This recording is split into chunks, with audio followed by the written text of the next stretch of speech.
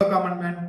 இந்த home loan versus mutual ஃபண்ட்ல 5வது episode பார்த்தீங்கன்னாக்கா, நீங்க எப்ப வந்து ஒரு ஹோம் லோன மியூச்சுவல் ஃபண்டுக்கு முன்னாடி வந்து சூஸ் பண்ணணும் அப்படின்றது தான்.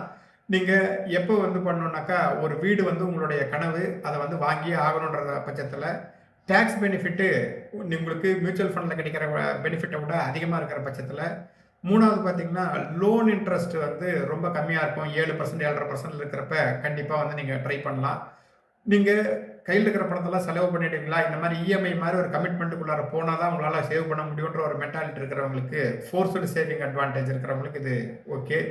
லோ ரிஸ்க் இது வந்து பார்த்தீங்கன்னா, ரிஸ்க் அதிகமா எடுக்க ஆசைப்படாதவங்க, நீங்க வந்து ஹோம் லோனுக்கு வந்து போலாம்.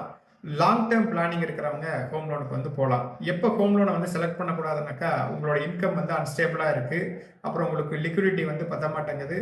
அப்புறம் கோல் வந்து ஒன்லி ஹை ரிட்டர்ன்ஸு. எனக்கு வந்து ம வீ வீடு விலை ஏறணும், இல்லாட்டினாக்கா எனக்கு வந்து ரொம்ப அதிகமா காசு வேணுன்றவங்க. அடுத்தது மியூச்சுவல் ஃபண்ட் வந்து எப்பயுமே ஹையர் ரிட்டர்ன்ஸ் ஆளுங்களுக்கு கண்டிப்பா வந்து பொருத்தமா இருக்கும். ஃபைனல் டெசிஷன் என்னன்னா, ஒரு வீடு லோன் எப்ப வாங்கணும்னாக்கா, ஒரு வீடு வேணும், டாக்ஸ் சேவிங், ஸ்டெபிலிட்டி வேணுன்றவங்க ஹோம் லோனுக்கு போங்க.